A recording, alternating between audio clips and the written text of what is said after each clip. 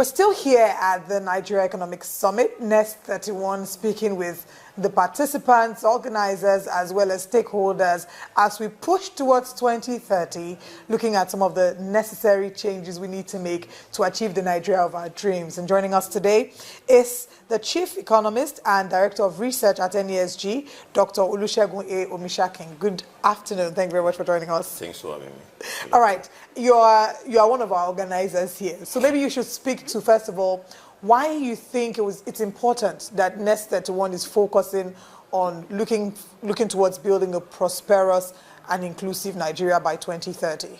Yeah. The theme for this year is so strategic, not just important. If you remember when this current administration came on board, everybody knows them with wanting reforms, right? And there is one thing with reform. You can do a lot of them, but if you are not careful in consolidating them, you can, produce some unintended results. And that's why I think the NESG is concentrating on how do we talk about the imperatives for reform, solidifying reforms, coordinating reforms for a target.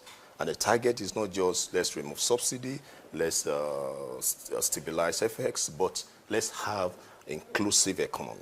As we are doing this, let's be focused on a single target, and that is inclusive economy. Whether you call it inclusive growth, inclusive development, or inclusive prosperity, the choice we have now. The idea is to say, let's not leave anyone behind.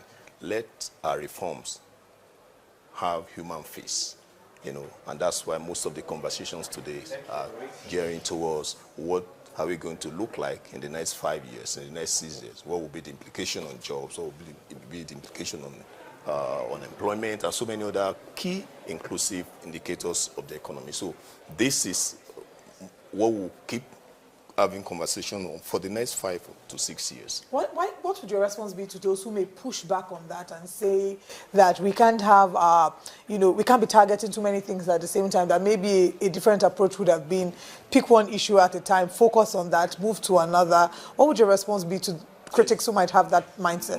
My response is we are saying the same thing, exactly what I just said now. Discussing the imperatives means that you are asking yourself bigger questions beyond what do we need to remove here, what do we need to add here. Targeting a singular idea, which is inclusive economy, inclusive development, inclusive prosperity. That in itself is a bigger reform, right? You can be arguing that government needs to do this, needs to do that, but there are trade-offs everywhere. So what the theme is targeting is to say, how do we manage the trade-off towards a singular focus, which is in the next 5 years, in the next 30 years, 40 years, what will be the story in terms of the Nigerian economy as a people, not just as one economy that we all talk to. We are all on the same page. Okay, you've argued before about Nigeria's economic structure being faulty and that it limits growth to just, say, maybe 5% or under. What would you suggest are some of the structural changes that need to be implemented to reverse this trend? Yeah, we have a lot of conversation, even though we are starting today, along job creation, structural shifts, government policy interventions, and the rest. But the structure here is not just talking about growth. It's also talking about the foundation of growth. At the current level, if nothing is done, we are likely going to be struggling with 2 to 4 to 5 growth, which has nothing to deliver eventually. That growth rate will not even deliver the macro stability, so to say, or consolidation, not to talk of the real people, right? So the argument here is to say, if we want to move in, just like one of our vice chair presented pathways towards 1 trillion economy. If we want to move at that rate, we don't need to just be targeting growth rates. The question is, what structure or foundation will deliver such growth rates? And it's been done. You have that done in China, you have that done in India, in Brazil. The question you ask yourself is, among all these countries, which of them remains the same in terms of this fundamental faulty structure? And then suddenly they're adding trillions of dollars into their economy. None. So, and that's part of the conversation to say, let's talk to the real imperatives. Let me give you an instance. You can't have more than 90% of your labor force operating in the informal markets, and you want to have $1 trillion economy. How now? It's not possible. So that talks about the key imperatives, which is see on the structure. We are basing all these lofty aim and goals. And that's the essence of trying to let the government know that we need to go beyond growth rate. I've spoken a lot about growth rate. People are speaking about growth rate, sectoral dimensioning. But the bigger problem is that we'll keep doing this conversation for the next 10, 20 years if we don't look at the inclusive prosperity, the concept of inclusion, which, by the way, NESG has championed for the past maybe 5 or 6 years. We've been talking about inclusive growth for long. Now we're talking about inclusive prosperity. The idea is to say, pull people, for instance, from purely in informal markets to the formal market. Legalize, formalize, whatever we call it. Anyhow, let there be enhanced productivity, right? And that will enhance our base to the extent that you don't need to do much, but you naturally see growth rates of 6, 7, 8, 9. It's possible. But we can't do that with this current structure, where most of our guys, most of the labor force, they are just outside there doing, jobs that cannot deliver themselves, not to talk of the country. So it's a bigger conversation. It's lofty. It's great.